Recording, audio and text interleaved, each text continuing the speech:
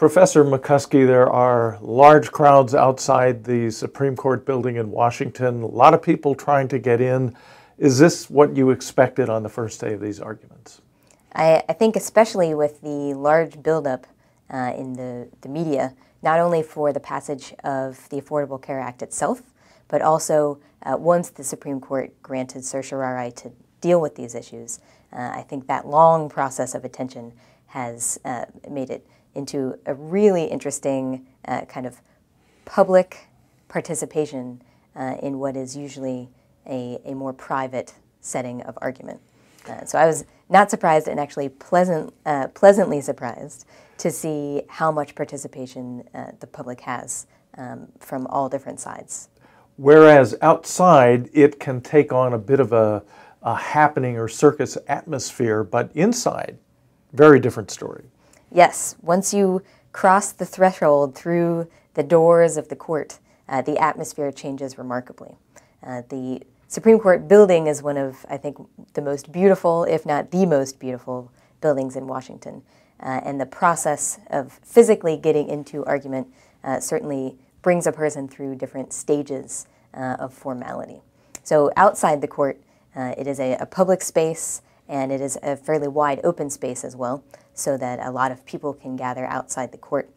However, a line forms for those people who are actually trying to get inside the court, and that line is usually a very orderly and well-policed line. Inside the courtroom, what is the atmosphere? Once you make your way inside the courtroom, it is basically an aura of awesome respect for all participants in the courtroom. The bailiffs certainly do an amazing job of controlling the courtroom, but simply being in the presence of that architecture and in the presence of what is known to be some of the highest caliber and most important legal argument in the United States, I think makes an impression on anyone who is sitting in the gallery, regardless of whether they are admitted to the bar or have had any experience with the legal system to begin with. What are they going to decide in this case? What are the big issues that they have to tackle? Well, the Supreme Court has granted cert on 4 questions presented. So the Supreme Court does not take every question, of course, that is posed to it. It chooses the questions that it thinks are appropriate for it to decide.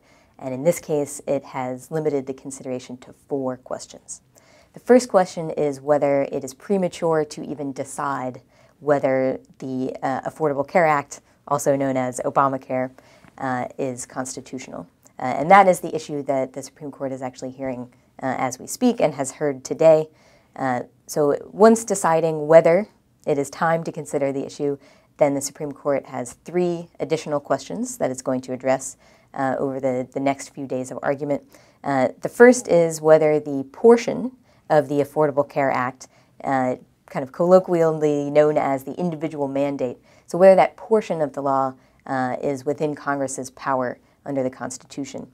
The third question presented is whether the individual mandate portion is so entwined with the other provisions of the Act that striking it down would strike down the rest of the law. And then they've also agreed to hear a 4th question posed by many of the states, which is whether the Affordable Care Act's Medicaid provisions are an unconstitutional expansion of the Medicaid program. How much weight do oral arguments carry in a case like this? It depends. That's all. That's the law professor answer that all students are frustrated with, but it truly does depend. There have been some empirical studies trying to determine how much importance oral argument has in the ultimate decision that is made, and there's some evidence that at least the quality of the argument does make a difference. But that is not entirely inclusive studies and entirely inclusive data. So sometimes it depends on the issue, sometimes it depends on the argument itself.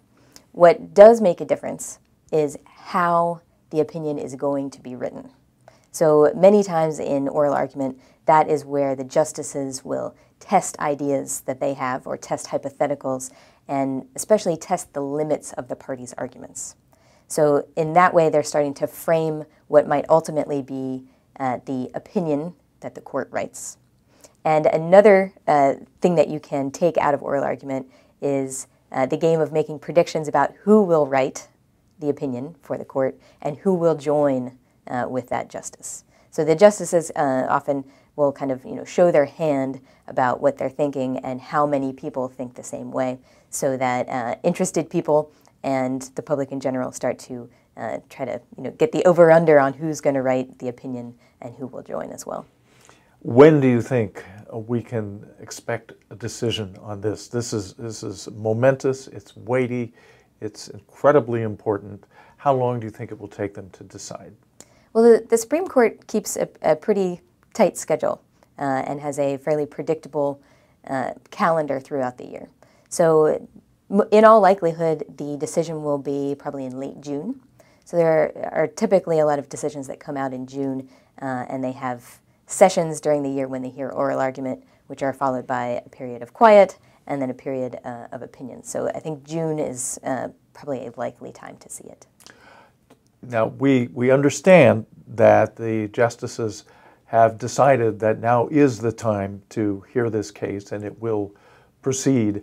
Do you have any educated insight into how this case may go?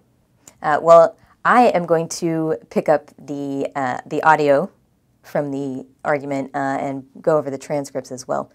So I'm not going to show my hand just yet, but there has been a lot of talk about why there are not cameras in the courtroom, so why you can't immediately and simultaneously see the argument that is going on, when really you do have quite a lot of access to the arguments themselves via the transcripts and the tapes of the oral argument that are made available by the court almost a few minutes after the argument ends. So I'll be poring over those with the rest of America and trying to figure out what my prediction is of how the justices will rule.